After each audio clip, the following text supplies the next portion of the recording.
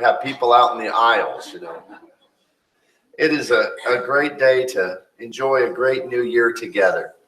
And I'll tell you, this lesson is one of those challenging ones every year for a preacher. We have to come up with about 110 or so lessons per year, Sunday mornings, Sunday nights, the occasional meetings and things of that nature. And some of them are more challenging than others when trying to decide an appropriate topic. Christmas is always one where you try to find something that fits well. Mother's Day, you better get it right on Mother's Day if you're a preacher. And then, of course, there's always the first sermon of the year, because you want to set a tone. You want to give a direction. Now, our theme for this year that we've discussed, the elders and myself, is we're going to talk about being bold and courageous. And I'm going to be preaching a series of lessons on Sunday nights, starting just as soon as we finish Philippians in a couple weeks. We're going to move into the book of Joshua, where that is the theme of that entire book, as Joshua is leading the people into the promised land of Canaan, and he is trying to take over this mantle of leadership from Moses. Now, what big shoes to fill? Moses. So God tells him again and again, be strong and courageous. Those are words of victory. It's going to be exciting. But what is it that we need to discuss as we start into this year? 2017, and a new time, a new era for the Waterford Church of Christ.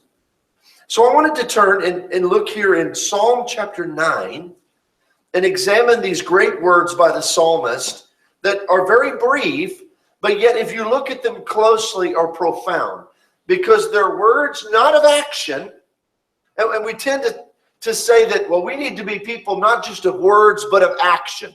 Big people of action, that's where it is. Action, I agree, is more important simply than words.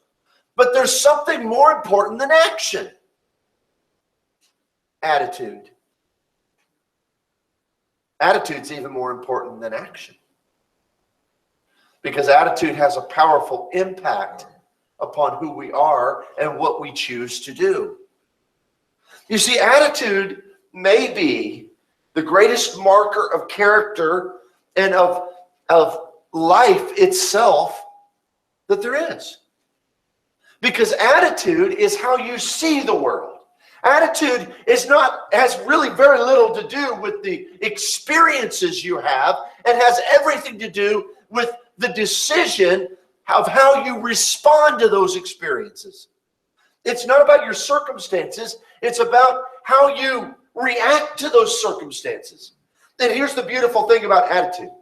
It is the one aspect of your life where you always 100% have the choice.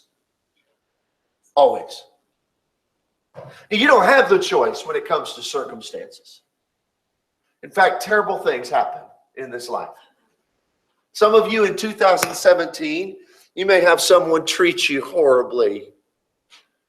And maybe there's something you could do to prevent it, but quite likely there's not. You don't have any control over their actions. Some of you may get sick in 2017. Some of us may get in a car accident in 2017. Some of us may lose our job in 2000. Hopefully not any preachers, but somebody may lose their job in 2017. I mean, and we're laughing about that, but it's serious. That's serious. Somebody may lose a child in 2017. And the reality is folks, there are things, if we live the way God tells us, that will kind of prevent a lot of things that are hurtful in life, but not everything. Because we do not have control over circumstances, and we do not always have control over other people's actions. But we do always have control over our response to those circumstances. Always. And what a profound freedom that is. And when we look here in Psalm 9, This text is about attitude. It's about choosing a certain outlook, a certain response to life within your heart. Jesus talks in John chapter 13 about love being one of those powerful things in the world. And I think we could say that it is. You know, by this all men will know you're my disciples, by the love you have for one another. It says in 1 Corinthians 13, now consider these three, faith, hope, and love. But the greatest of these is love. Love is the most powerful thing in the world. But if that's true, the second most powerful thing is attitude. And so when we look in this text, he's going to break down 4 different outlooks, 4 different attitudes for victorious living that are applicable in that time, 3,000 years ago, and equally so today. And he starts off in the first half of the first verse and says, I will praise you, O Lord, with my whole heart. I will praise you. I will submit to you. I will be yours. I will make my life about you and honoring you and not just myself. And he says it with this emphasis, with my entire heart, with everything I am, with everything I will be.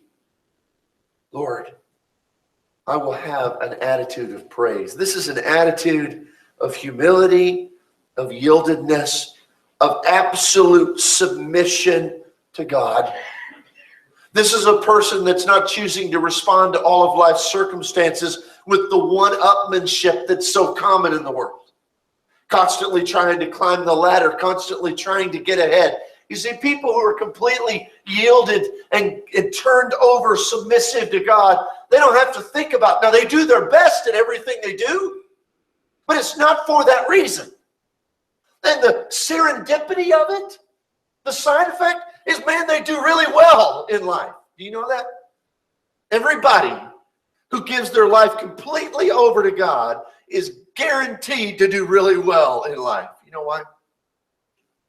The qualities that make a person submissive to God are qualities that even sinful people, even a wicked world, admires and frankly covets. If you don't believe me, read the book of Daniel. Daniel is a captured slave who is carried off as a slave. I mean, we're talking with chains around his hands and feet as an adolescent, as a teenage boy. He's carried off, and they're subjected to just horrible things if you read about what they did to their slaves. And here he is with absolutely no opportunity, no chance in all the world. And by chapter 6, he's the second most powerful man on the planet. And he doesn't care about it. He just does the best job he can because he loves the Lord. Look at Joseph. Kind of the same story, isn't it? He's in prison, forgotten. But he is the best prisoner they've ever seen. So much so they make him over the whole prison as a prisoner. Let me tell you, if you're a warden, just a hint, if you do that, you're getting fired.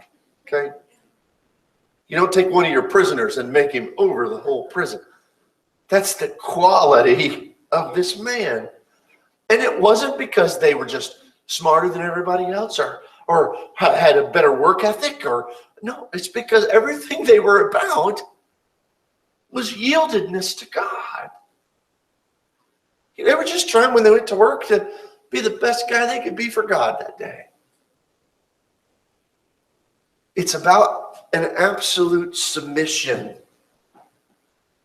And we look at places like Isaiah chapter 6, 1 through 8. And I love that text. And I think that if you were to ask any scholar or really any member of the church, who's the greatest prophet? At the top of that list, if not the very top of that list, would be Isaiah. I mean, he's the messianic prophet who predicts Jesus and his coming, and his book is one of the most rich and longest of the Old Testament books of prophecy. And he begins his ministry in Isaiah chapter 6. And it says in verse 1 that in the year that King Uzziah died, this is a time in Israel when a good king is passing away, and there's a transitional time, yet the people are wicked. Isaiah looks at himself, and Isaiah is one of the most righteous men in his time at that particular period. And it says he looks and he sees, and you remember this vision. He sees the throne room, and there is God seated upon the throne, and there's angels, seraphim, flying all around the throne, and they have 6 wings and 6, I don't remember if it was arms or legs, but 6, they have a lot of things. And they're flying around, and it says with their wings, they're covering their eyes, and they're covering their feet, and it's because that God is so majestic and glorious that even the angels can't look upon him. This is just a scene of absolute majesty.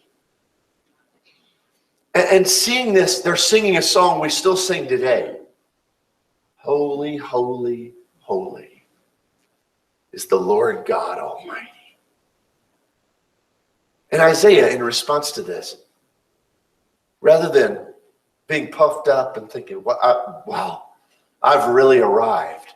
Of everyone, God chose me to witness this. That would be a normal response. But that's not what happens.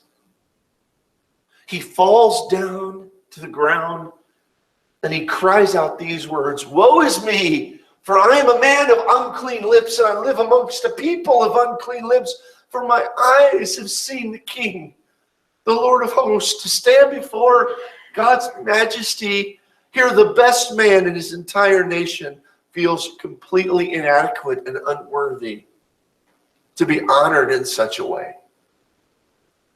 Now the rest of the story continues, and one of the angels takes tongs and removes a coal from the fire, comes down to earth and touches it to Isaiah's lips. It's symbolic of cleansing and to say that God has made you worthy. And then God asks, and it's almost a rhetorical, whimsical question. But he says, who will go for us and who will we send? And Isaiah cries out without hesitation, "Here am I, Lord. Send me." Amen. And that response is because he didn't begin his life of greatness on his feet. He began his life of greatness in humility and yieldedness on his knees. How many times does the Bible say, "Humble yourself in the sight of the Lord, and he will lift you up"? God gives grace to the humble, but despises the proud. I mean, we could quote those all morning and fill an entire lesson time with quotes about the importance. And those are not necessarily talking about between humans. That's talking about a humility, a brokenness, a yieldedness before God. A complete and utter submission to his person.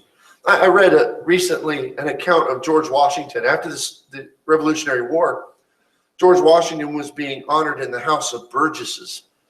And the speaker stood up and extolled Washington for his courage and his sacrifice. And at the conclusion, and there's a great standing ovation, round of applause, and they asked General Washington to step forth and to say a few words.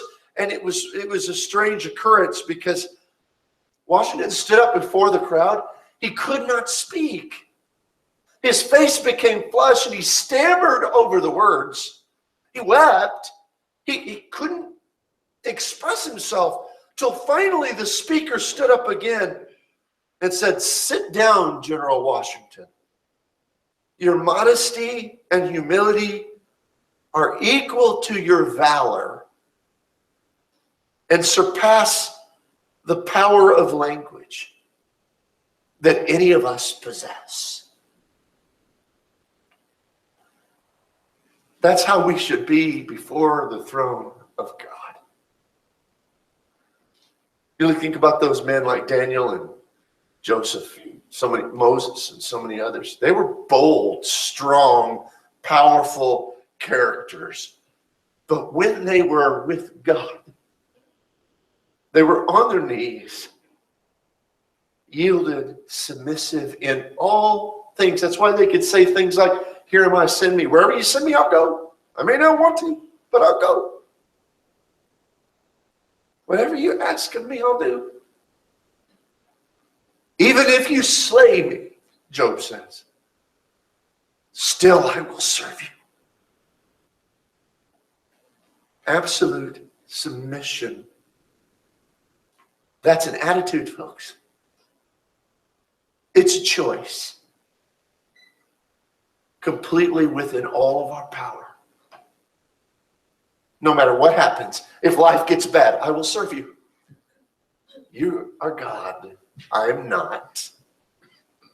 If I hurt this year, if I get sick, if I lose somebody I love, you can choose. I submit to you. The second thing here that he says is in the last half of verse 1, I will tell of your marvelous works. This is an attitude of openness. I'm so proud of this congregation because of your openness. I mean, we had a Friends Day and just hit right on the cusp of 500 people here in one day. Had to have 3 services because you brought people. You had an attitude of openness, not of judgmentalism or of critical discussion. You had an attitude of just wanting to share your life. We're going to do that again this year. I said this year. Because we need to be a people of openness. He says, I will shout out. I will speak your ways. In Psalm chapter 40, verses 1 through 3, he says, I waited patiently on the Lord, and he inclined to me, and he heard my cry. He brought me up out of the horrible pit. Well, how many of us does that describe? A pit of, there's so many different kinds of pits in life, right? But he brought us up out of the horrible pit, out of the miry clay. He set my feet on a rock, and he established my steps. So what's his attitude going to be about that? What's his response? He has put a new song in my mouth. Praise to our God. Many will see it in fear and will trust in the Lord. It's an attitude of willingness to share, of openness, a comfortable and confident sharing of that which is most dear to us. The third thing we see in this text is in the first part of the second verse. I will be glad, and I will rejoice in you. I believe that 2017, if we choose the right attitude, can be a year with no more of this. No. And a lot more of this. Right? Because he said, I will rejoice. Do you realize that you can't change your circumstances, but you can change whether you have joy or misery?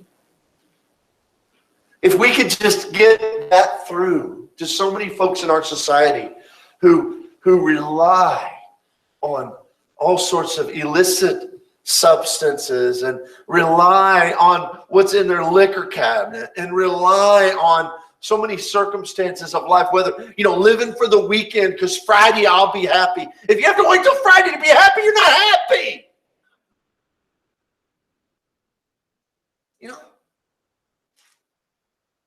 If we could just get people to realize it's easier than that. Just choose. Just choose. It's about an attitude. And we know this because of texts like Philippians chapter 1, where the Apostle Paul is talking from a prison cell, knowing that he's going to be put to death at some point, either next week or next year. And he says this to the church at Philippi. It says in verse 18, what then? Only that in every way, whether in pretense or in truth, Christ is preached. And in this I rejoice and will rejoice. For I know that this will turn out for my salvation through your prayers and the supply of the Spirit of Jesus Christ, according to my earnest expectation and hope that in nothing I will be ashamed, but that in all things, with boldness, as always, Christ will be magnified in my body, whether in life or in death. And the book of Philippians 6, 7 times repeats the theme, joyful. Rejoice in the Lord always. And again, I say rejoice. And that's written from a prison cell.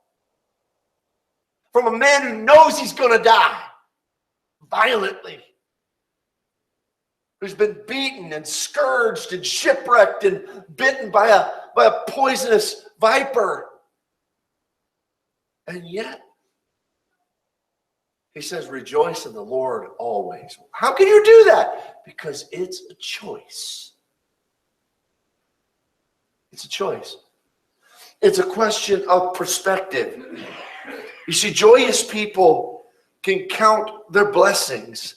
And that leads us to the fourth observation from our text.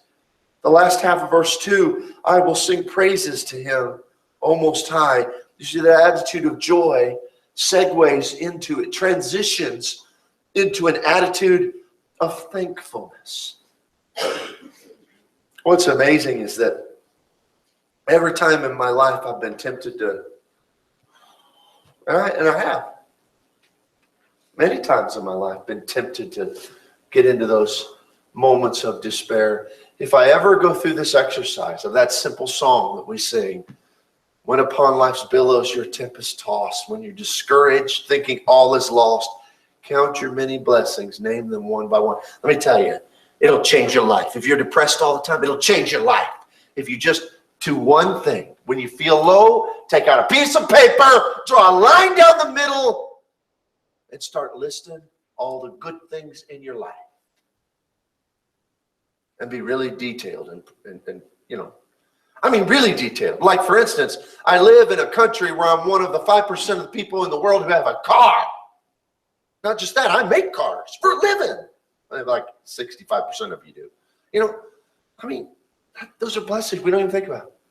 Well, my car may not be very good, but it's better than 95% of people's cars, right?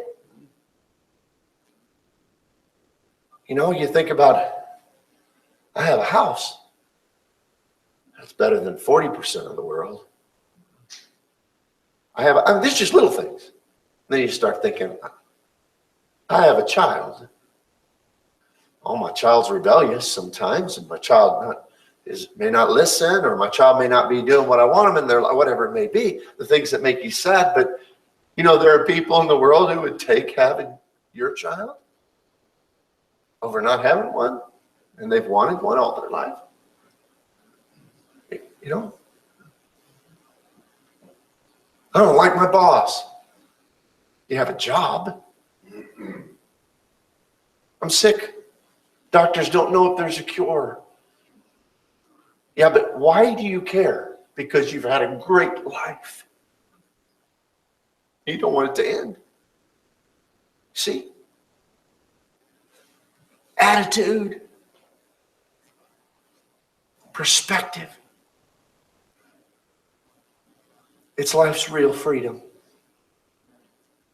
Not only that, it's life's real power. So this year we look to 2017 and the instruction to be strong and courageous. And to do that, we have to choose our attitude. This morning, this is a day of New Year's resolutions.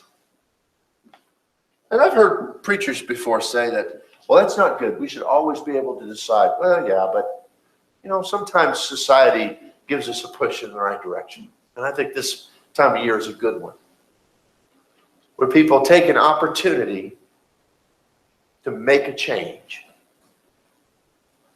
Well, this morning, you have an opportunity to make a change. If you've, and I know this is true of someone in this auditorium today, that the problem, the biggest problem in your life is not your problems. It's your attitude.